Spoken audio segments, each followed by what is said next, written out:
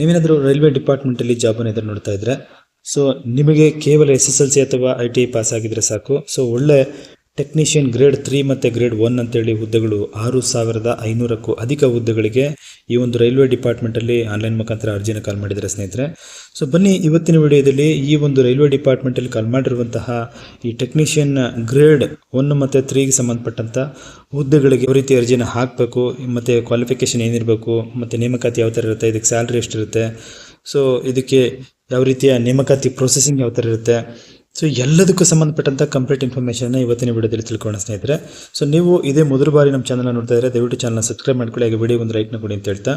So friends, ನೀವು ಇಲ್ಲಿ ನೋಡ್ತಾ ಇರುವಂಥದ್ದು government of India ministry of railway ಇವರ ಒಂದು ರಿಕ್ರೂಟ್ಮೆಂಟ್ ಬೋರ್ಡ್ ವತಿಯಿಂದ ಕಾಲ್ ಮಾಡಿರುವಂತಹ ಒಂದು ಟೆಕ್ನಿಷಿಯನ್ ಗ್ರೇಡ್ಗೆ ಸಂಬಂಧಪಟ್ಟಂಥ ಒಂದು ನೋಟಿಫಿಕೇಶನ್, ಇದು ಅಧಿಕೃತ ನೋಟಿಫಿಕೇಶನು. ಸೊ ನೀವು ಈ ಒಂದು ಹುದ್ದೆಗಳ ಬಗ್ಗೆ ಕೇಳಿದ್ದೆ ಆದರೆ, ಸೊ ಇಲ್ಲಿ ಟೆಕ್ನಿಷಿಯನ್ ಗ್ರೇಡ್ 3 ಮತ್ತು ಗ್ರೇಡ್ 1 ಅಂತೇಳಿ ಎರಡು ವಿಧದ ಹುದ್ದೆಗಳಿಗೆ ಅರ್ಜಿನ ಕಾಲ್ ಮಾಡಿದ್ದಾರೆ ಸ್ನೇಹಿತರೆ.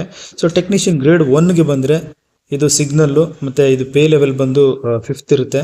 ಇನಿಷಿಯಲ್ ಪೇಮೆಂಟ್ 29,200 ಇರುತ್ತೆ. ಸೊ ಮೆಡಿಕಲ್ ಸ್ಟ್ಯಾಂಡರ್ಡ್ B1, ಮತ್ತು ಏಜ್ ಎಷ್ಟು ಈ ಒಂದು ಹುದ್ದೆಗಳಿಗೆ ಅಪ್ಲೈ ಮಾಡೋದಕ್ಕೆ ಅಂತ ನೀವು ಕೇಳಿದ್ರೆ 18 ವರ್ಷದಿಂದ 33 ವರ್ಷಗಳು ಲಿಮಿಟ್ ಆಗಿರುತ್ತೆ. ಸೊ ಟೋಟಲ್ ವೇಕೆನ್ಸಿ ಬಂದು 323 ಇದ್ದಾವೆ. ಟೆಕ್ನಿಷಿಯನ್ ಗ್ರೇಡ್ 3 ಅಂತೇಳಿ ಲೆವೆಲ್ 2, ಇದಕ್ಕೆ ಒಂದು ಸ್ಯಾಲ್ರಿ ಬಂದು 19,900 ಇರುತ್ತೆ.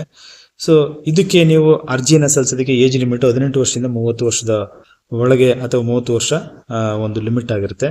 ಸೊ ಇದರ ಹುದ್ದೆಗಳು ಎಷ್ಟಿದ್ದಾವೆ ಅಂತ ನೀವು ಕೇಳಿದ್ರೆ 6,234 ಹುದ್ದೆಗಳಿರುವಂಥದ್ದು. ಸೊ ಓವರಾಲು 6,557 ಹುದ್ದೆಗಳಿಗೆ ಈ ಅರ್ಜಿಯನ್ನು ಕಾಲ್ ಮಾಡಿರುವಂಥದ್ದು. ಸೊ ಏನು ಈ ಒಂದು ಹುದ್ದೆಗಳಿಗೆ ನೀವು ಅರ್ಜಿಯನ್ನು ಯಾವ ರೀತಿ ಸಲ್ಲಿಸಬೇಕು ಅಂತ ಹೇಳಿದ್ರೆ ಆನ್ಲೈನ್ ಮಾಡಲ್ಲೇ ಈ ಒಂದು ಹುದ್ದೆಗಳಿಗೆ ಅರ್ಜಿಯನ್ನು ಸಲ್ಲಿಸಬೇಕಾಗಿರುತ್ತೆ. ಸೊ ಈ ಒಂದು ಹುದ್ದೆಗಳಿಗೆ ಆನ್ಲೈನ್ ಅಪ್ಲಿಕೇಶನ್ ಯಾವತ್ತಿನ ಸ್ಟಾರ್ಟ್ ಆಗಿದೆ ಅಂದರೆ ಜೂನ್ 30ರಿಂದ ಸ್ಟಾರ್ಟ್ ಆಗಿದೆ ಆಲ್ರೆಡಿ. ಸೊ ಇದಕ್ಕೆ ಕ್ಲೋಸಿಂಗ್ ಡೇಟ್ ಯಾವತ್ತು ಆನ್ಲೈನ್ ಅಪ್ಲಿಕೇಶನ್ಗೆ ಅಂದರೆ ಈ ತಿಂಗಳ 29ನೇ ತಾರೀಕುವರೆಗೆ ನೀವು ಅರ್ಜಿನ ಸಲ್ಲಿಸ್ಬೋದಾಗಿರುತ್ತೆ. ಸೊ ನೀವು ಫೀಸನ್ನು ಪೇಮೆಂಟ್ ಮಾಡೋದಕ್ಕೆ 31ನೇ ತಾರೀಕು ಕಡೆ ದಿನಾಂಕ ಆಗಿರುತ್ತೆ ಸ್ನೇಹಿತರೆ. So date of modification window for ಕರೆಕ್ಷನ್ಗೆ ನೀವು ಯಾವತ್ತು ಓಪನ್ ಆಗುತ್ತೆ ವಿಂಡೋ ಅಂತ ಕೇಳಿದ್ರೆ ಆಗಸ್ಟ್ 1ನೇ ತಾರೀಕಿಂದ 10ನೇ ತಾರೀಕುವರೆಗೆ ಈ ಒಂದು ಮಾಡಿಫಿಕೇಶನ್ ವಿಂಡೋ ಓಪನ್ ಆಗುತ್ತೆ. ನೀವು ಅವಾಗ ಮಾಡಿಫಿಕೇಶನ್ ಇದ್ರೆ ಮಾಡ್ಬೋದಾಗಿರುತ್ತೆ. ಸೊ ಕೆಲವೊಂದಷ್ಟು ಇಂಪಾರ್ಟೆಂಟ್ ಇನ್ಸ್ಟ್ರಕ್ಷನ್ಗಳನ್ನು ಇಲ್ಲಿ ಕೊಟ್ಟಿದ್ದಾರೆ ಸ್ನೇಹಿತರೆ. ಎಲಿಜಿಬಿಲಿಟಿ ಆಗಿರ್ಬೋದು, ಮತ್ತು ಬೇರೆ ಬೇರೆ ಒಂದಷ್ಟು ಮೆಡಿಕಲ್ ಟೆಸ್ಟು ಎಲ್ಲದಕ್ಕೂ ಸಂಬಂಧಪಟ್ಟಂಥ ಮಾಹಿತಿನಲ್ಲಿ ಕೊಟ್ಟಿದ್ದಾರೆ. ಸೊ ನೀವು ಅದನ್ನು ನೋಡ್ಕೊಳ್ಳಿ. ಈ ಒಂದು ಹುದ್ದೆಗಳಿಗೆ ವಿದ್ಯಾರ್ಥಿ ಏನು ಅಂತ ನೀವು ಕೇಳಿದ್ದೆ ಆದರೆ ನೋಡಿ, ಟೆಕ್ನಿಷಿಯನ್ ಗ್ರೇಡ್ 3 ಹುದ್ದೆಗಳಿಗೆ ನೀವು 10ನೇ ತರಗತಿಯನ್ನು ಪಾಸ್ ಆಗಿರಬೇಕಾಗಿರುತ್ತೆ, ಅಥವಾ ಅದಕ್ಕೆ ಈಕ್ವಲೆಂಟ್ ಆಗಿರುವಂಥ ಎಕ್ಸಾಮಲ್ಲಿ ಪಾಸ್ ಆಗಿರಬೇಕು. ಸೊ ಅಥವಾ ITI ಪ್ರಮಾಣ ಪತ್ರವನ್ನು ನೀವು ಹೊಂದಿರಬೇಕು ಅಂತ ಹೇಳ್ತಾರೆ. ಸೊ ಅದನ್ನು ಬಿಟ್ಟರೆ ನೀವು 10ನೇ ತರಗತಿ ಪಾಸ್ ಆಗೋದ್ರ ಜೊತೆಗೆ ಸಂಬಂಧಿತ ಟ್ರೇಡ್ ಅಪ್ರೆಂಟಿಸ್ ಪತ್ರಗಳನ್ನು ಹೊಂದಿರಬೇಕಾಗುತ್ತೆ ಅಂತ ಹೇಳ್ತಾರೆ.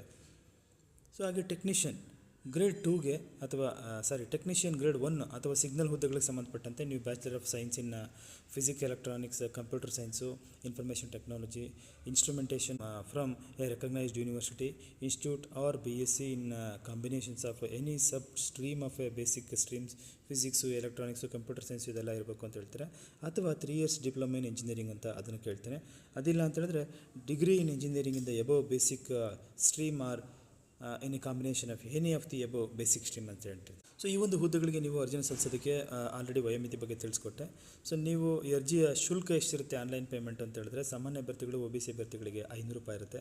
SC ST ಮತ್ತು ಅಂಗವಿಕಲ ಅಭ್ಯರ್ಥಿಗಳು ಮತ್ತು ಮಾಜಿ ಸೈನಿಕ ಮಹಿಳೆಯರಿಗೆ 250 ರೂಪಾಯಿನ ನೀವು ಪೇ ಮಾಡಬೇಕಾಗಿರುತ್ತೆ.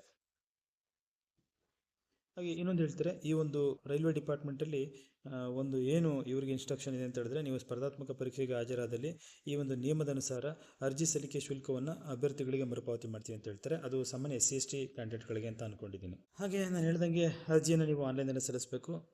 ಓಕೆ, ಬೇರೆ ಯಾವುದೇ ಮಾಡೆಲ್ ಅಪ್ಲಿಕೇಶನ್ ಸಲ್ಲಿಸೋದಕ್ಕೆ ಅವಕಾಶ ಇಲ್ಲ. ನೇಮಕಾತಿ ವಿಧಾನ ಬಂದು ಸೊ ಒಂದು ಸ್ಪರ್ಧಾತ್ಮಕ ಪರೀಕ್ಷೆಯನ್ನು ಇದಕ್ಕೆ ನಡೆಸಲಾಗುತ್ತೆ ಅಂತ ಹೇಳ್ತಾರೆ. ಸ್ಪರ್ಧಾತ್ಮಕ ಪರೀಕ್ಷೆಯನ್ನು ನಡೆಸಿ ನಾವು ನೇಮಕಾತಿಯನ್ನು ಮಾಡ್ತೀವಿ ಅಂತ ಹೇಳ್ತಾರೆ ಸ್ನೇಹಿತರೆ. ಹಾಗೆ ಅರ್ಜಿಯನ್ನು ಸಲ್ಲಿಸೋದಕ್ಕೆ ನಾನು ಆಲ್ರೆಡಿ ಹೇಳಿದೆ, ನೀವು ಅರ್ಜಿಯನ್ನು ಸಲ್ಲಿಸೋದಕ್ಕೆ ಮುಂಚೆ ನೀವೊಂದು ಈ ವೆಬ್ಸೈಟಿಗೆ ಹೋಗಿ ಕಂಪ್ಲೀಟಾಗಿ ನೋಟಿಫಿಕೇಶನ್ ಡೌನ್ಲೋಡ್ ಮಾಡ್ಕೊಂಡು ಅದನ್ನು ನೀಟಾಗಿ ಓದ್ಕೊಂಡು ನಂತರದಲ್ಲಿ ಅಪ್ಲೈ ಮಾಡಿ ಅಂತ ಹೇಳ್ತಾ. ಫ್ರೆಂಡ್ಸ್, ನೋಡಿದ್ರಲ್ಲ, ಇದಾಯಿತು ರೈಲ್ವೆ ಡಿಪಾರ್ಟ್ಮೆಂಟಲ್ಲಿ ಕಾಲ್ ಮಾಡಿರುವಂಥ ಹುದ್ದೆಗಳಿಗೆ ಸಂಬಂಧಪಟ್ಟಂಥ ಕಂಪ್ಲೀಟ್ ಇನ್ಫಾರ್ಮೇಷನ್. ಮಾಹಿತಿ ಉಪಯುಕ್ತವಾಗಿದ್ದರೆ ವಿಡಿಯೋಗೆ ಒಂದು ಲೈಕ್ನ ಕೊಟ್ಟು ಫ್ರೆಂಡ್ಸ್ ಮತ್ತು ಫ್ಯಾಮಿಲಿಗೆ ಶೇರ್ ಮಾಡಿ. ಮುಂದಿನ ವಿಡಿಯೋದಲ್ಲಿ ಮತ್ತೊಂದು ಹೊಸ ವಿಷಯದೊಂದಿಗೆ ಮುಂದೆ ಬರ್ತೀನಿ. ಅಲ್ಲಿವರೆಗೂ ಥ್ಯಾಂಕ್ ಯು, ಬೈ ಬಾಯ್.